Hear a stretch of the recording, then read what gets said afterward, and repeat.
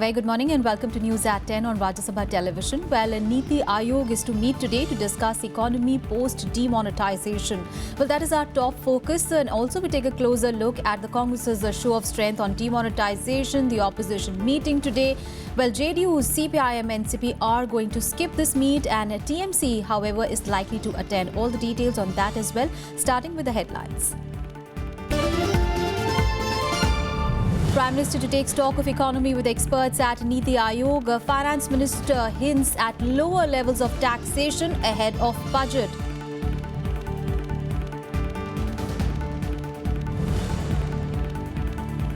Congress calls opposition meet against demonetization. JDU, CPM and NCP decide to stay away. Mamata Banerjee in Delhi to participate.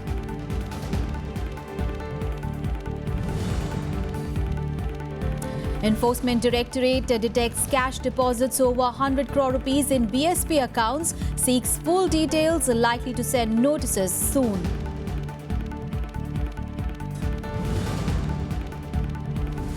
Centre rushes additional 4,000 paramilitary personnel to Manipur to reopen NH2. Suspension of mobile internet services extended by another week.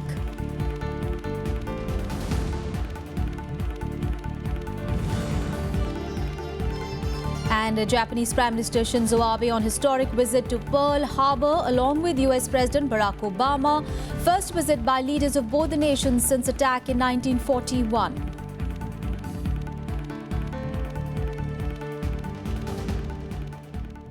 Now, top focus. So with just 4 days left before his 30th of December deadline for the note ban move, while Prime Minister Narendra Modi has scheduled a meeting with economists today to take stock of the economy. Now, with the theme economic policy reform road ahead, he is also expected to discuss ways to speed up growth. Now, 15 invitees are expected to make their presentations to the Prime Minister. The meeting assumes a significance in view of various multilateral agencies and RBI lowering the growth forecast for the current fiscal. Well, the economists have raised concerns that demonetization will pull down GDP growth rate for this fiscal by up to 2% points.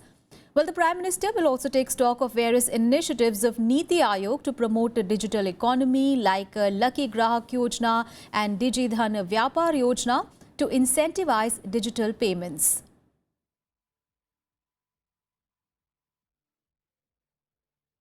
Another top story. Well, the Congress has called an all-opposition meeting today against demonetization. However, after the call, it seems that the opposition's unity stand divided. Well, the JDU and the CPM as well as the NCP are not participating in this meet. Mamata Banerjee, however, is in the national capital for this. Well, the Congress had decided to launch a nationwide agitation from 5th of January against the government's move on note ban. Several opposition parties will not be participating in the meeting called by the Congress against demonetization. 16 opposition parties were expected to be part of this meeting. The CPM and JDU have made it clear they will not be participating. West Bengal Chief Minister is going to be in the press conference. Then why not the Chief Ministers of Bihar, Tripura, Kerala, the other opposition states? So you will have to coordinate this in a proper fashion. बगैर तैयारी के, बगैर एजेंडे के, बगैर common minimum programme तय किए बुलाई गई बैठक है। आमतौर पर ऐसी बैठकों के राजनीतिक नतीजे नहीं निकलते हैं, इसलिए हम इसे दूरी बनाए हुए हैं। The NCP too has decided to boycott the meet. Several opposition parties did not join the Congress on December 16 for the opposition march to Rashtrapati Bhavan over the issue of demonetization. Rahul Gandhi's meeting with the Prime Minister over the issue of farmers ahead of the meeting with the President had irked several parties. Some political parties may not be able to attend tomorrow, but that should not be taken by BJP camp as a division of opposition or that it's a great advantage to BJP. I think that would be an incorrect assessment. The Samajwadi Party and the BSP are yet to clarify on whether they will participate. Mamata Banerjee arrived in Delhi on Monday for the meeting. The Congress said who all will participate in the meeting will be clear at the press conference.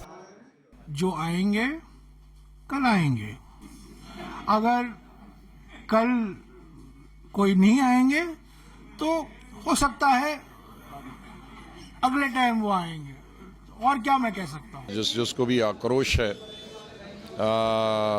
नोटबंदी को लेकर, मुझे उनको पहुंचना चाहिए। The BJP questioned how any opposition can find common cause with the Congress over the issue of corruption. Everything said or done by the Congress party, it is boomerang. It applies to the Congress more. I am really surprised that how can any political party worth the name can join hands with the Congress? Though who are we to object? Whoever want to join hands with the Congress and have the same fate, it is left to them. On Monday evening, Congress Vice President Rahul Gandhi held a meeting of top party leaders to discuss the situation. It was decided that the party will hold countrywide protests on January 5th at all district headquarters and on January 4th at the block level to highlight the common man's woes due to demonetization and what the party alleges is personal corruption by Prime Minister Narendra Modi. At the meeting, Rahul Gandhi is quoted as having said that if an independent probe is conducted, the PM will be exposed. With inputs from Pranav Goswami, Bureau Report, Rajya Sabha TV. On to Samadhu News now. Well, the Enforcement Directorate has detected cash deposits worth over 104 crore rupees in an account belonging to the Bahujan Samajwadi Party in the national capital. Well, the ED in its routine survey also found 1.43 crore rupees in a United Bank of India branch in Karol Bagh belonging to Party Supremo Mayawati's brother. Well, according to the Enforcement Directorate, 102 crore rupees was deposited in 1,000 rupee notes and the rest 3 crore rupees was deposited in the old 500 rupee notes. Well, the ED has now sought full details about these two accounts from the bank and is also likely to issue notices soon to the BSP as well as Mayawati's brother to explain the source of the cash and whether tax was paid. However, the agency will have to write to the Income Tax Department to look into the legality of the donations and contributions made to political parties. Well, Finance Minister Arun Jaitley has pitched for lower tax rates for better economic health. He stressed that the extraordinarily high taxation rates in the past have led to higher tax evasions as well. He also cautioned that a payment of legitimate taxes as part of a citizen's duty and non-payment will invite severe consequences. A little over a month before Budget 2017, Finance Minister Arun Jaitley has hinted at lower levels of taxation. Addressing officers at the inauguration of professional training of the 68th batch of Internal Revenue Service officers, Jaitley underscored the need to move to a tax-friendly environment and administration. That what you need is a broader base of economy for which you need a lower level of taxation. You need to manufacture products and provide services which are more competitive in character, and therefore your taxes will have to be globally compatible. In a country of more than 125 crore people, just about 3.5 crore are in the income tax net.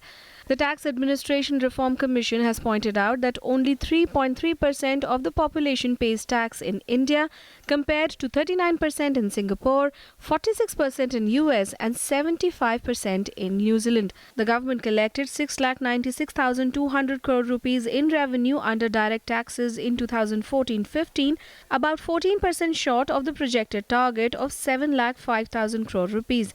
Experts also believe that the government must find ways to double income tax payers and broaden the tax net. जब आप taxes कम करते हैं तो ज़्यादा से ज़्यादा लोग आते हैं। उस आने का फ़ायदा ये होगा कि आपका टैक्स बेस बढ़ेगा। ये तभी पॉसिबल है जब रेट को आप सिंप्लीफाई करेंगे। सिंप्लीफिकेशन के लिए आपको रेट कम करने पड़ेंगे, थ्रेशोल्ड बढ़ानी पड़ेगी, and with digitalization, demonetization, it is important you should give some kind of encouragement and some benefit to the आम आदमी. They should come forward and pay the taxes. The Union Budget 2017-18 will be presented on February 1st. Income tax levels are widely expected to come down after the government's decision to demonetize high-value currency notes. Kriti Mishra's report for Rajya Sabha TV. And the government is understood to be mulling an ordinance to impose penalties on anyone possessing the junked 500 and 1,000 rupee notes beyond 30th of December when the deadline to deposit them in banks expires. Well, this matter is likely to come up before the cabinet on Wednesday. The penalties may be imposed on anyone holding more than 10 notes each of the old currency after 30th of December. The ordinance may also extinguish the liability of the government and RBI towards the promise to pay the bearer of these notes their value value because of a statutory requirement, while the reports claim that there could be a cap of holding not more than 10 notes of each after 30th of December, and a violation of the rule could draw a fine of a minimum of 50,000 rupees or 5 times the amount in question, whichever is higher. Now, holders of such currency will have an option to deposit them in RBI by 31st of March, but even that period may be curtailed. Remember, out of the 15.44 lakh crore rupees worth of 500,000 rupee notes in circulation on 8th of November, close to 13 lakh crore rupees have been deposited in accounts or exchanged for valid currency. Meanwhile, in relief for farmers, an additional 60 days grace period has been given to them hit by demonetization to repay their crop loans which were due in November and December. Well, the decision by the RBI also makes farmers eligible for an extra 3% interest subsidy on prompt repayment of loans. Well, as per the scheme for the year 2016-17, besides a subvention of 2% per annum, an additional interest subvention of 3% is also provided to prompt payee farmers from the date of disbursement of the crop loan. News coming in from Rajasthan. Well, Congress Vice President Rahul Gandhi on Monday took a dig at the government while he addressed a public gathering in Baran district of the state. Now, escalating the attack on Prime Minister Narendra Modi over the note ban issue, Rahul Gandhi accused him of firebombing the poor of the nation. Now, this will be his second visit to the state this year. Congress Vice President Rahul Gandhi on Monday targeted the demonetization move. Addressing a public rally in Rajasthan, he accused Prime Minister Narendra Modi of exploiting the poor and the farmers. आप मुझे एक उदाहरण दीजिए, नरेंद्र मोदी जी ने और वसुंधरा राजे जी ने गरीबों के लिए एक काम किया हो तो मुझे बता दो। हर रोज हिंदुस्तान में हर रोज किसान आत्महत्या कर रहा है। यहाँ राजस्थान में 60 किसानों ने आत्महत्या की है। 3 चीजें मांगी थी, एक चीज नहीं दी। Rahul told the gathering that the note ban exercise was anti-people, that specialized in taking money away from the poor to benefit the rich. Narendra Modi ji का ये जो निर्णय था, नोटबंदी का जो निर्णय था, ये ना काले धन के खिलाफ था, ना भ्रष्टाचार के खिलाफ था। ये हिंदुस्तान के गरीब लोगों के खिलाफ था, हिंदुस्तान के किसानों के खिलाफ था, हिंदुस्तानों के मजदूरों के खिलाफ था, हिंदुस्तानों के मिडिल क्लास के खिलाफ था। और यहाँ जो हमारी बहनें बैठी है, हमारी जो माताएं बैठी है, इनके खिलाफ एक निर्णय था। Rahul's speech tried to draw the focus on rural areas, especially the tribals, while recalling the work done by the UPA government. The Congress Vice President's visit to the state comes as part of the party's nationwide campaign against the government's decisions, including demonetization. Bureau Report, Rajya Sabha TV. News from the national capital now. Well, former Chief Minister of Delhi, Sheila Dikshit, on Monday toed the party line and said that the onus is on the Prime Minister to come out clear on the graft charges levelled against him. Now, in a tweet, Sheila Dikshit said, "I have said what I had to. The ball is in the court of the Prime Minister and others now. Will he respond and come out clean?" Unquote. Now, her clarification came amid increasing unease in the Congress party after she questioned the veracity of the Sahara diaries, based on which Rahul Gandhi had accused Prime Minister Modi of taking money from corporate houses when he was the Chief Minister of Gujarat. The former Delhi Chief Minister's name purportedly figures in the list that the Congress put out in a tweet 2 days back as the proof of its allegations against Prime Minister. Sheila Dikshit, however, vehemently denied any wrongdoings, as she said, "It is all hearsay. There is not an iota of truth in these allegations. I totally reject these allegations," unquote. She also said that the Supreme Court had already made observations on the diaries, comments which appeared at variance with the party line in targeting Modi. Meanwhile, the BJP had also said that the Supreme Court found no merit in the allegations. सार्वजनिक पटल पर प्रधानमंत्री नरेंद्र मोदी जी से एक सीधा सा सवाल पूछा, मोदी जी, आपने बिड़ला और सहारा से पैसा लिया या नहीं लिया? देश के प्रधानमंत्री श्री नरेंद्र मोदी उस बात का जवाब देने की बजाय और सब बातें देश को बता रहे हैं। प्रधानमंत्री विचलित हैं। प्रधानमंत्री इस समय बहुत आवेश और उत्तेजना में हैं।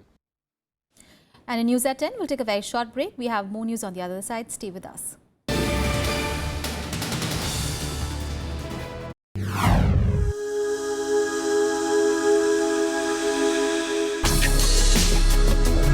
Tales that inspire. Stories of social change. A salute to diversity. Promoting public discourse. Events that motivate. Inspiring the innovative spirit. Watch Rajya Sabha television documentaries.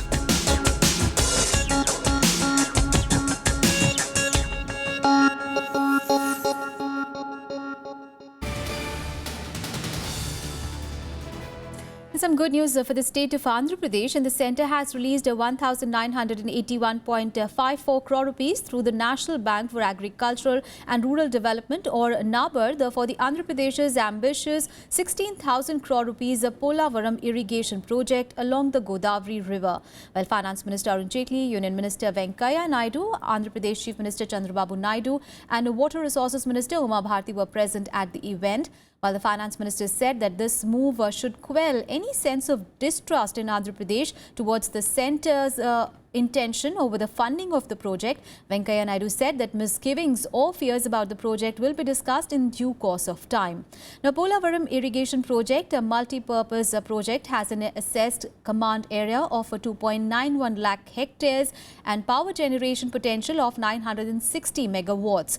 It was declared a national project in 2014. It also has a provision for supply of 23.44 thousand million cubic feet of water as a drinking water to supply to Visakhapatnam city and other areas, and also industrial water supply to Visakhapatnam steel plant. But the issue of water in the dry regions of Andhra Pradesh was a very sensitive issue. And they had to transport water, for which this Polavaram project was conceived. The Act of Parliament, the Andhra Pradesh Reorganization Act, has a statutory responsibility on us of supporting this. It took us some time, but we finally found the way. Today, with this Polavaram, which is the lifeline of Andhra Pradesh, it's a lifeline for Andhra Pradesh. So it is not going to affect any other state. Any other misgivings or fears are there, we will dispel them in due course of time. That will happen also. This project was discussing before independence itself, around 1940. This is the ambition of the people of Andhra Pradesh. In the Bifurcation Act, the then government mentioned as a national project, but there were so many hurdles. I am really thanking Honorable Prime Minister, Honorable Finance Minister, Honorable Water Resource Minister, and also Honorable Venkaiah Naidu garu.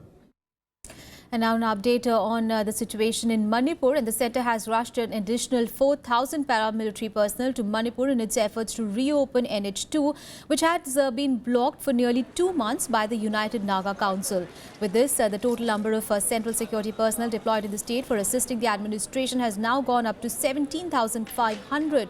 No untoward incident has been reported from any part of the state in the last 48 hours. However, curfew is still continuing in Imphal West and Imphal East district from 9 p.m. to 4 a.m. daily. Well, suspension of mobile data services in the state has also been extended for another week.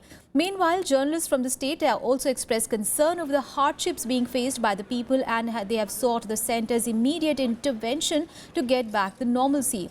Meanwhile, BJP has alleged that the Congress government in the state of Manipur is not clearing the economic blockade for political benefits. Now, BJP General Secretary Ram Madhav has said that despite central assistance, the state is playing games with lives of people of the valley.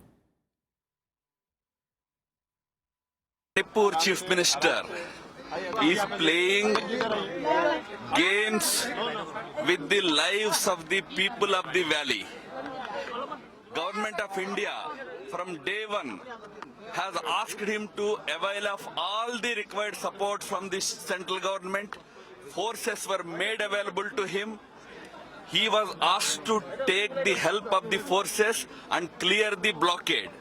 But blockade apparently politically suited him. That's why he did not do whatever was needed to be done.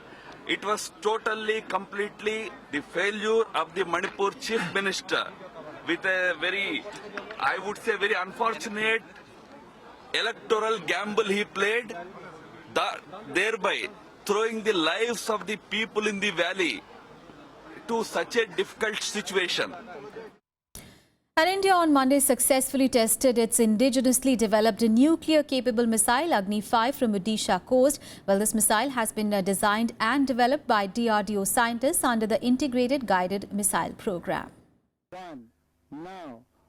Around 11:05 a.m. on Monday, India successfully test-fired its long-range ballistic missile Agni-5 from Wheeler Island off the Odisha coast. The test launch was made from the Mobile Launcher Complex 4 of the Integrated Test Range.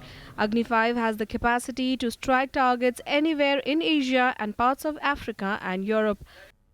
Improvement इतनी अच्छी कर दी है तो अग्नि 5 का मतलब है कि ये एक स्ट्रेटेजिक मिसाइल है जो कि दुश्मन के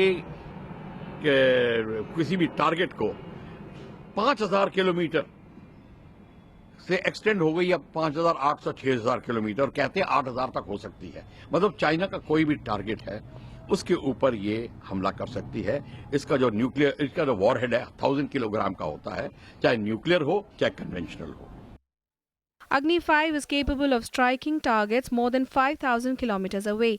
Agni-5 is about 17 meters long, 2 meters wide and has a launch weight of around 50 tons. It can carry a nuclear warhead of more than 1 ton and also have most advanced new technologies incorporated in terms of navigation and guidance, warhead and engine. It can go between the continents, which is beyond 4 to 5,000 kilometers. So it can strike anywhere where you want it to be. And other thing is that it carries the nuclear warhead. It can carry the nuclear warhead. So it acts as a deterrent to other countries to do any military action against us, because then they know that they are in the range of this missile, so we can take any action against them. Agni-5 is the final missile of the Agni series. The missile was earlier tested in 2012, 2013 and 2015. With inputs from Leena Sharma and Aruna Thakur, Bureau Report for Rajya Sabha TV. And now we'll look at the events that are lined up for the day in the day ahead.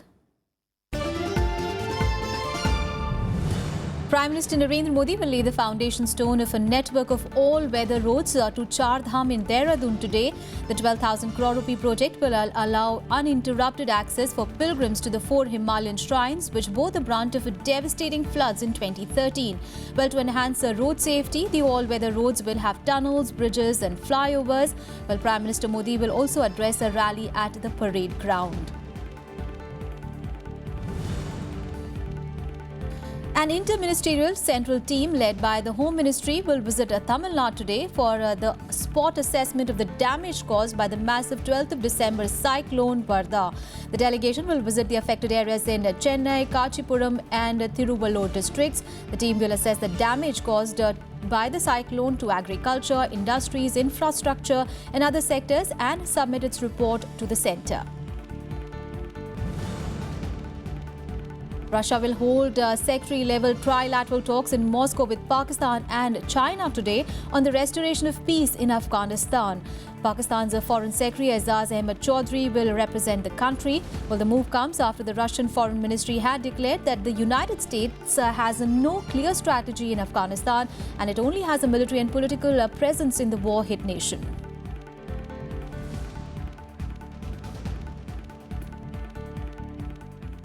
Well, moving on to some international news now. Well, Japanese Prime Minister Shinzo Abe visited several memorials in Hawaii ahead of a visit to Pearl Harbor, the U.S. naval base attacked by the Japanese in 1941. Well, Abe paid respects at the National Memorial Cemetery of the Pacific, a memorial to people who died while serving in the U.S. Armed Forces. Well, Abe will be accompanied by U.S. President Barack Obama to Pearl Harbor. Well, his trip comes some 75 years after Japan's surprise attack on the naval base case which thrust the United States into the Second World War. Well, the Japanese Prime Minister's visit is seen as a strong show of alliance with the United States amid concerns about China's expanding military capability. It also follows Obama's journey to the city of Hiroshima last May, the site where the United States dropped the world's first atomic bomb. According to officials, the purpose of Abe's visit to Pearl Harbor is not to apologize, but instead to pay homage to those who lost their lives.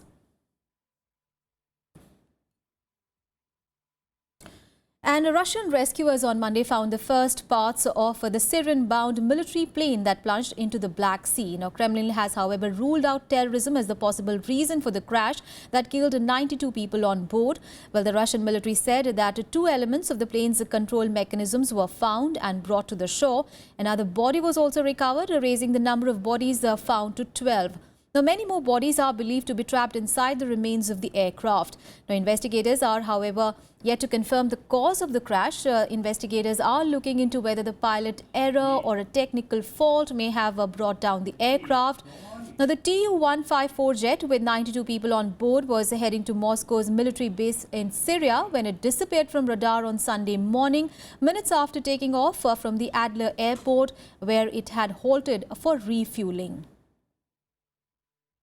Все найденные фрагменты доставляются на берег и передаются следственным органам. Поисковая операция в районе авиакатастрофы Ту-154 продолжается безостановочно 24 часа. Днем было обнаружено и поднято на борт спасательного судна тело еще одного погибшего. And what else is making news across the world? Let's take a look in World Wrap. At least 35 people have been killed over the Christmas weekend in Congo. The bloodshed began on Saturday in Eringeti, a town 55 kilometers north of the regional hub Beni. The town has been hit for 2 years by massacres, killing hundreds, many of whom were hacked to death by Nande ethnic group. The victims were all Hutus. Well, the Nande and some other ethnic groups regard the Hutus as outsiders because of their attachment to the majority ethnic group in neighboring Rwanda. Powerful Typhoon Nocturne has killed at least 4 people after making its way through the Philippines. Now, Typhoon Nocturne has a maximum sustained winds of 185 km per hour with the gusts up to 255 km per hour when it made the landfall. It brought down trees and power lines and forced more than 380,000 people out of their homes. Now, authorities have warned of flash floods and mudslides for the next 36 hours. Emergency workers have been sent to clear roads of fallen trees and power lines, and dozens of national and international flights have also been cancelled. And Iraqi forces will resume their push against the Islamic State inside Mosul in the coming days. Well, a top US commander said on Monday that in a new phase, American troops will be deployed closer to the front line in the city. The battle for Mosul, involving 1 lakh Iraqi troops, is the biggest ground operation in Iraq since the US-led invasion of 2003. Iraqi soldiers have retaken a quarter of Mosul, which was the jihadists' last major stronghold in Iraq. But their advance has been rather slow. Well, that's it from me and my team in this edition of news. Thanks for watching. Have a great day ahead.